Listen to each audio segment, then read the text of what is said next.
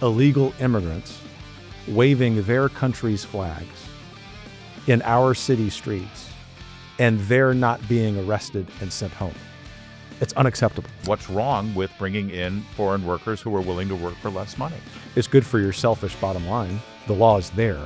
It just needs to be enforced.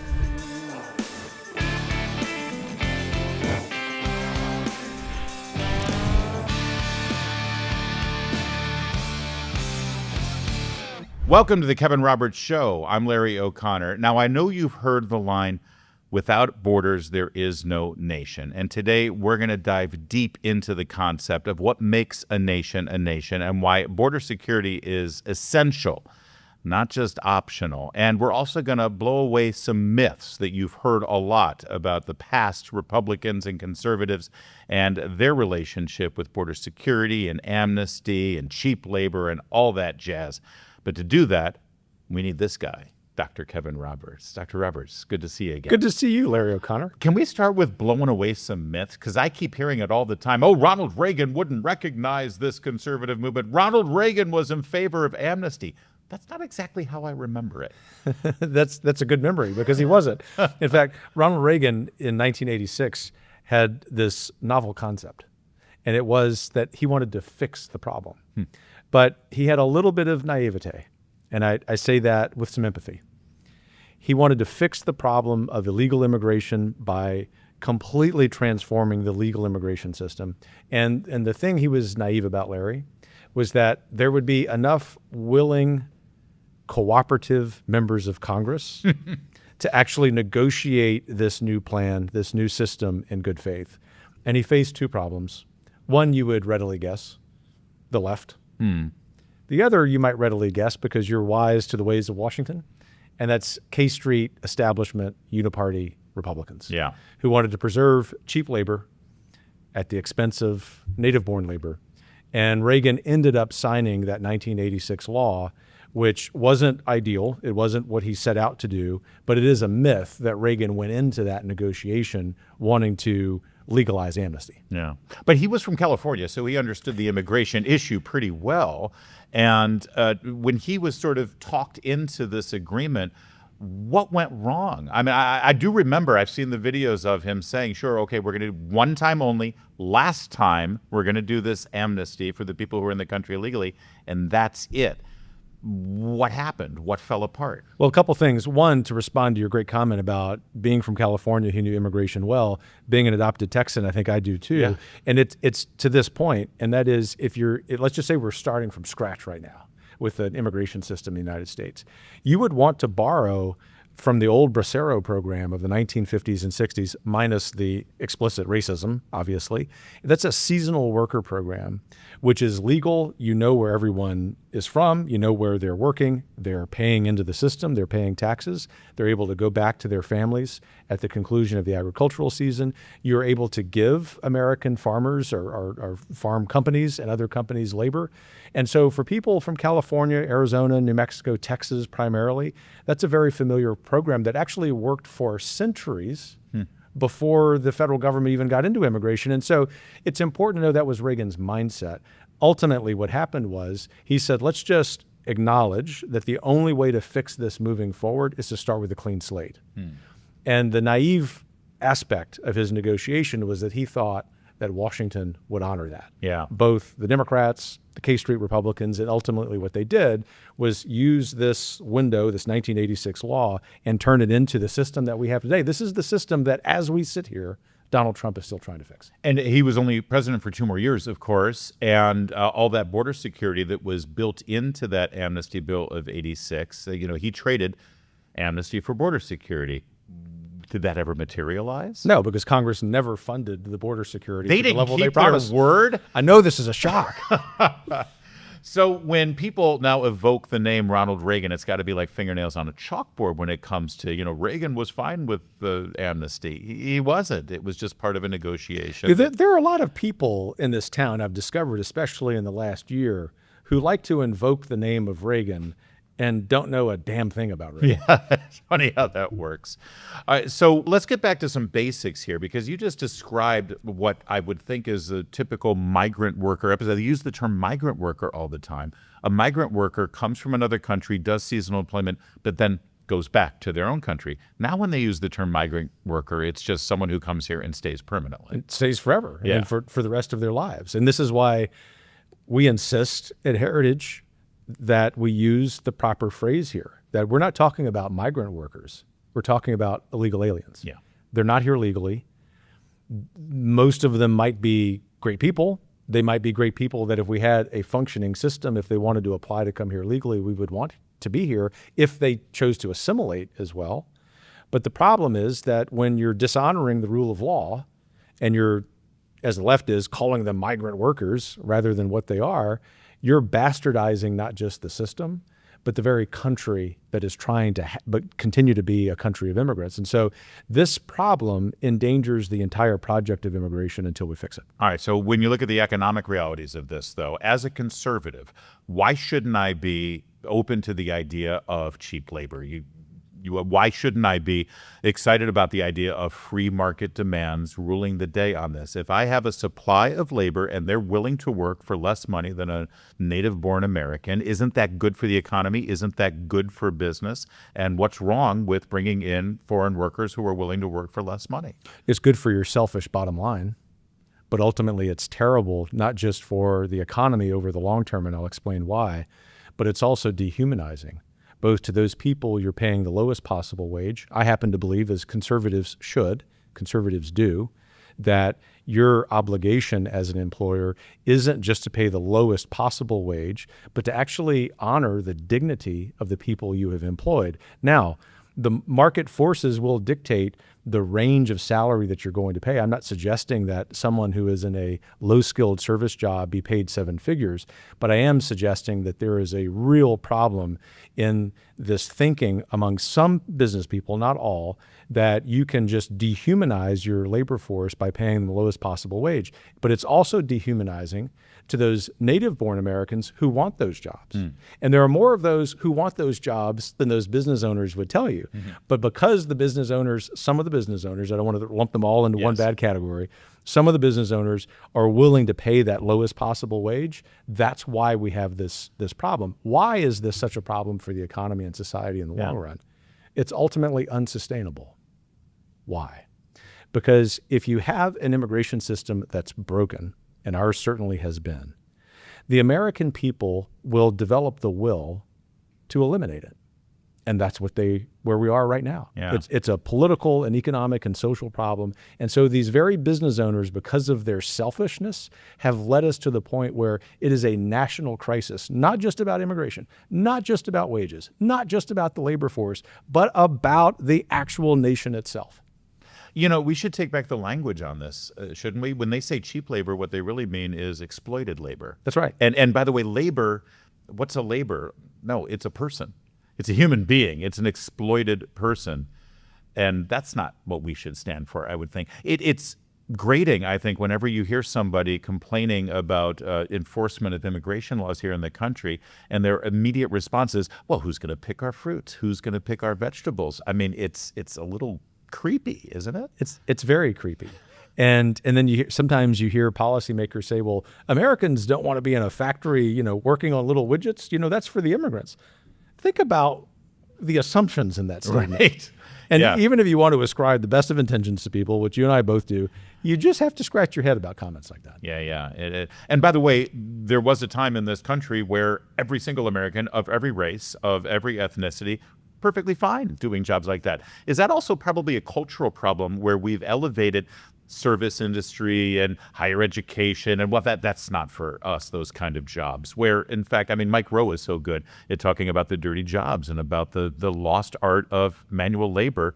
Americans always performed these jobs. Why are we now importing those employees? Yeah, if you think about the metaphor of this immigration system being a tree, if you will, and a tree is going to have two or three really big roots or root branches. One of those root branches is this business dynamic we were just talking about. Yeah. But the other is precisely what you just said, Larry. And that is this ridiculous concept that every human being is meant to go to college. And 20 years ago when I started saying that, as I was getting into public policy, people would say, well, you think, some Americans are, lesser than others. No, quite the opposite. Yeah. It doesn't mean that if you don't go to college, you're dumber. That's the very thing I'm railing against. It's that over the last 40 or 50 years, we have said you need to get a 4-year degree in order to be successful. What has happened with that? Third-party payer, federal student loan grant program, don't get me started on that, at least in this episode. We'll talk about that sometime. Can't wait. What it has done is made it more expensive, less efficient, worse for the people doing that. We need to have more Americans willing to do the trades. And to conclude this screed with a hopeful comment, one of the fastest growing segments of American education in high school and in post-secondary is the explosion of trade schools. Yeah. This is good. By the way, I also think it's going to be really helpful as we get into an economy that's driven more by artificial intelligence. Those jobs that you actually do with your hands are going to become even more valuable. All right, so it's a complex issue, though, and I want to break it down because border security, a lot of people just imagine that being, build a wall, hire Border Patrol, we're done. But you just used the phrase, our immigration system is broken. And I hear that from both the right and the left in this town, although I don't think they mean the same thing when they say it. In your mind, when you say the immigration system is broken, what does that mean? Two things. Number one, up to, 40 years ago, 1986, up to this point, what has happened is that it's basically an illegal immigration system. Yeah. Because of the lack of border security funding, the lack of seriousness about that under Democrat administrations especially, but not exclusively. And what that has done, and this is the bigger problem of the two, is that it has created a cultural problem because these illegal immigrants don't feel a need, a duty to assimilate culturally. It burns me up when I saw during the presidential election or in the first months after President Trump was inaugurated for his second term, illegal immigrants waving their country's flags in our city streets, and they're not being arrested and sent home. It's unacceptable. That is an example of a broken system. Yeah. But the second part of the broken system, to be more positive, aspirational, and this certainly is what Heritage would like, is once you get border security, which we have now because of Trump, and once you start getting interior security, which our former Heritage colleague Tom Homan is leading, then you can have the political and policy conversation about fixing the legal immigration system. Yeah. What's the right number? What's the right categories? We do a lot of great research about that at Heritage. But our point at Heritage for the last decade has been, we're not even going to allow that conversation. Like we throw our weight around in DC on that because you've got to fix the cultural issue so that the politicians don't make the mistake they made in 1986. To prepare for this episode, I did some reading on the Heritage website, which, by the way, well done. I mean, it's easy to maneuver. And I would love to take credit for that. Well, someone at Heritage else deserves they that. can take the credit. There's who else is here? Wealth of information about this. I was shocked to learn that during Bill Clinton's administration in the 90s, when this was an issue then too, they put together one of these blue ribbon panels. They always had that's exciting. Blue ribbon panels to fixing. It was Barbara Jordan, African-American Democrat congresswoman from the Houston area, who led the charge on this. And she made the case that it was Black Americans in Houston that were losing their jobs because of the influx of illegal immigration in Texas. And they started making all of these, quotas and numbers, and this is the ideal immigration plan. Of course, it didn't go anywhere. But there was a time when the political left in this country, they were on board with this idea as well. They were, and that's an excellent example of that. And just to connect to another episode in history that is the precursor even to what you were discussing, I think Congresswoman Jordan, with whom we might disagree a lot, but was a very noble American whom we respect. She was putting her finger on the problem for Black Americans being pushed out of more industrial factory service jobs. But the problem actually goes back even to the 1930s, and she knew this, with a hero of the American left, Franklin Delano Roosevelt, with the Agricultural Adjustment Act of 33 or 35. What did that do? It displaced more than 1 million Black farmers. So the left has a long history in this country under the guise of wanting to keep their political coalition together, of actually moving toward the cheap labor ideology of some libertarians. Yeah.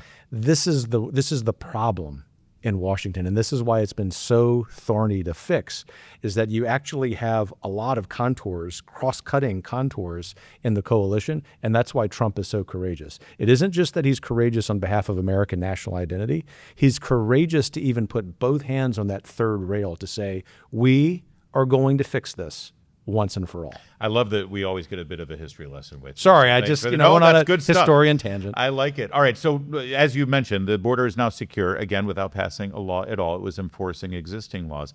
The other part of the deportations under Borders Our Home is happening, and again, without any new laws being passed. Do we need to pass new legislation to fix the immigration system that's still broken after that, in terms of the number of immigrants, in terms of our nation being able to decide when we still have the right to decide how many people we let into the country legally and from what countries they come from, don't we? The only law we need to pass is to eliminate completely, entirely, categorically sanctuary cities, counties, and states. Until you do that, you ought not have a conversation in Washington about fixing the legal immigration system. Why? Because it's in those sanctuary cities that the disproportionate number of the known felons of the illegal aliens are. It's basically impossible for ICE and law enforcement agencies to access them, which is why when they go in and do a raid, they've got to focus on the entire group of immigrants, because they're not allowed by virtue of the sanctuary city to access the felons. You have to fix that.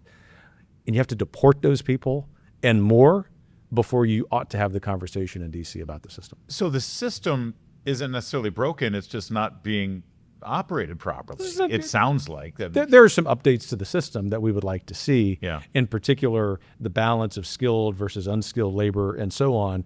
But our point at Heritage is until you sort of level set the situation, that's an almost useless conversation to have.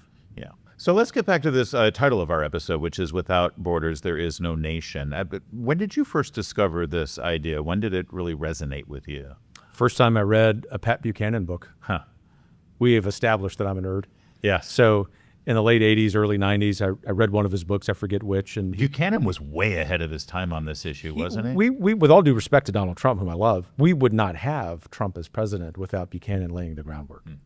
And you talk about being vindicated. This is why I've recently led an effort for President Trump to give him the Presidential Medal of Freedom. Obviously, President Trump's decision, but he's very worthy of it, as our co-founder, Heritage, Dr. Fulner, late Dr. Fulner is as well. But all that to say, early 90s, I read that book, went to this political rally in my hometown of Lafayette, Louisiana, and then was in a political science class at a state university with a conservative professor, believe it or not.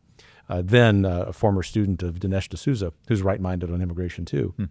And this professor pushed the whole class on this question of immigration policy. And rather than get wrapped up in the details, the policy details of the aforementioned 1986 law, he took us to a much more strategic, sort of forward-looking level, which was, can you have a nation without borders? And his asking that question for the first time crystallized in my mind that, of course, you can't. And what we've been doing in the United States really since the 1960s is erasing our nation's borders through this ridiculous dysfunctional immigration system for the benefit of a handful of mostly large companies who want cheap labor. Yeah.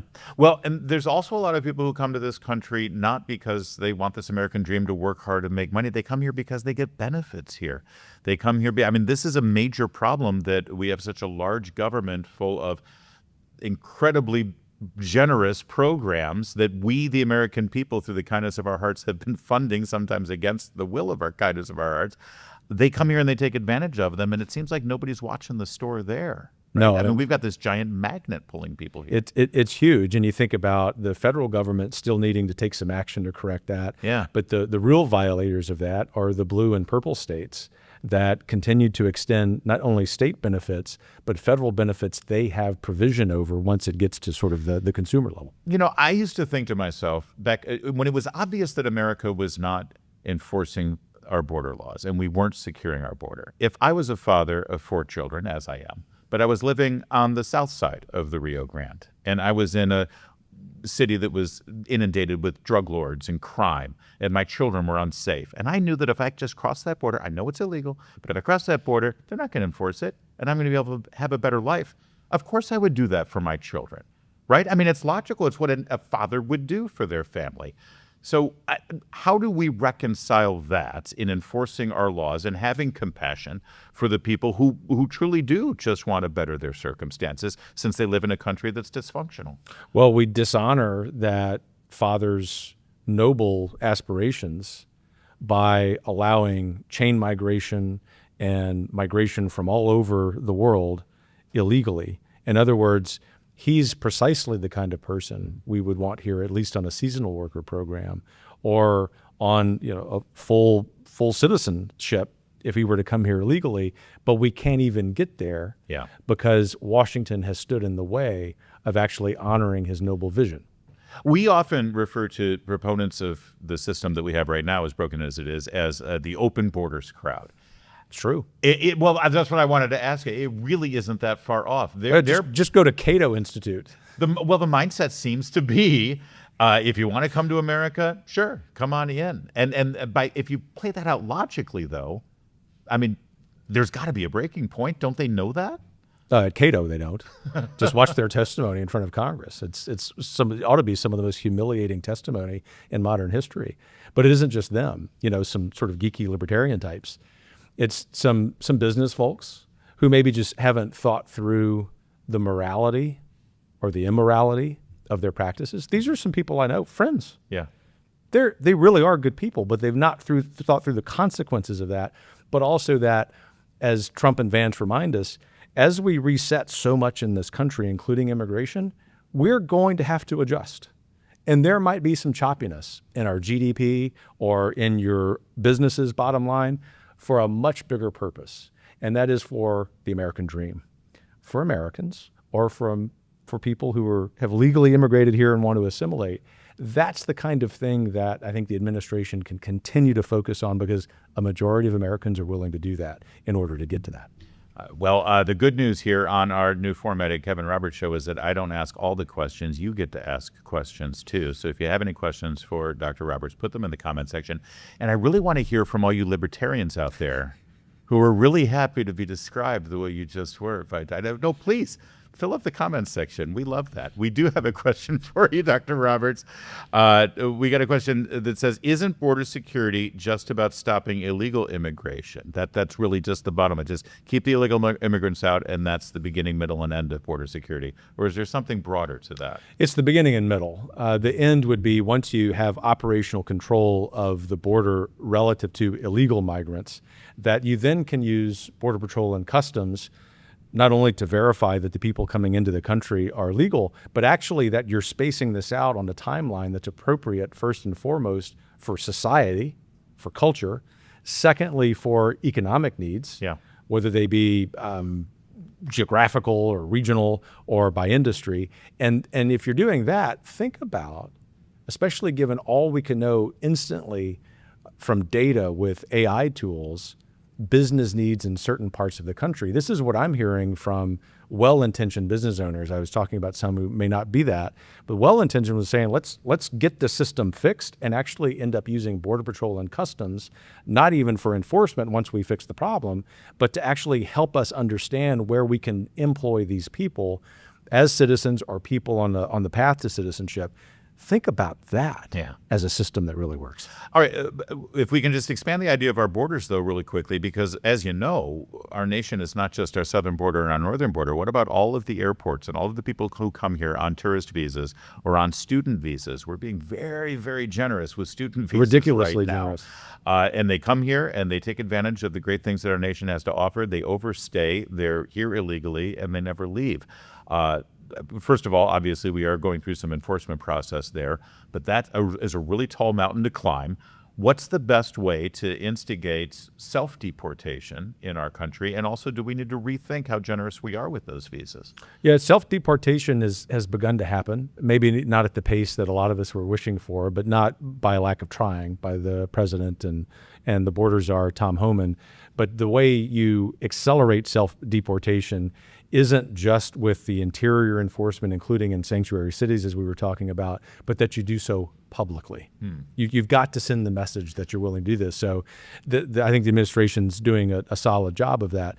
On your question or your point about education, we have got to do a much better job of limiting the number of student visas that are granted. Most importantly, for the benefit of American-born students, I think it is outrageous to suggest that there should be any larger number of foreign students, especially from the nation of China, to be coming here. I think it's outrageous to suggest that you should attach a green card to a college diploma, thereby legally allowing these folks to stay here forever.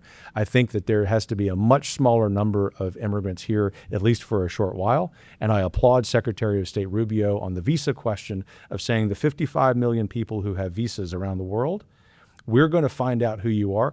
The vast majority of them legally granted, appropriately granted, but it doesn't mean that the number is right. I was stunned to learn that number was as large as it was. Absolutely outrageous. It's astonishing. Yeah.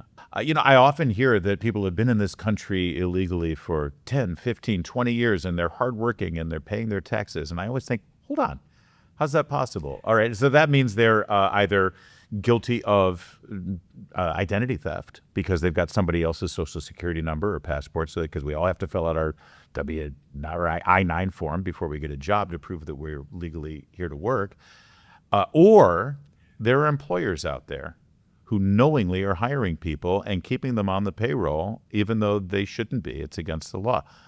Do we focus on those employers enough? That seems to be not part of the conversation. You ready for a hard truth? We don't focus on them enough. And the people who are most complicit in preventing that from happening are conservative Republicans. I was afraid of that. And the reason is that it's part of the political coalition.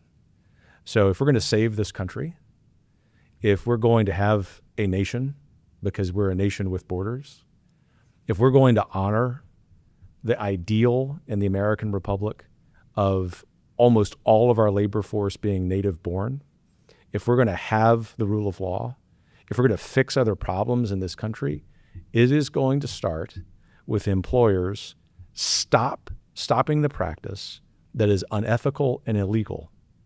But it's also going to require elected officials who are Republicans to have the spine to enforce it. The law is there. It just needs to be enforced. One other part of this that I know that you're very plugged in on and motivated about, and that has to do with the integrity of our vote. The number of illegal immigrants in this country who get driver's license in certain states, they're almost all registered to vote as well. There's been plenty of research. I've seen it at Heritage about so many people on the voter rolls that aren't here legally to vote, and they are voting. This is a part of this equation that hasn't been attacked. They're going to vote some of them are going to vote in Virginia this fall. Millions of them will vote in California next year. Millions in New York. This is just those we know. Yeah. And so this is why at Heritage we're saying part of border security, part of immigration reform includes reforming our election integrity. Thankfully, we've made some headway as a country because of some successful reforms at the state level, but we have a long way to go to make sure that as federal law, it is illegal for you to be an illegal alien and be registered to vote. It's preposterous that I even have to say that. Yeah, you would think. Well, we learned a lot today in today's episode. Were you taking notes? We do want to hear your comments and your reaction. And don't forget to like this show and subscribe to it so you don't miss an episode. We'll be here every single week. We learned that Ronald Reagan was not soft on amnesty. He did insist on border security. We also learned that longtime politicians in Washington, D.C. and K Street lawyers will throw great men like Ronald Reagan under the bus the second they have the opportunity. And we also learned that both the right and the left in Washington are part of the problem. But the good news is we're getting to a solution. And that's what this show's all about. Now, next week, we're going to drill down even further on the immigration issue and talk about how rampant illegal immigration is also deteriorating our hospitals, our schools, and the social structures in our communities. That's next week on The Kevin Roberts Show.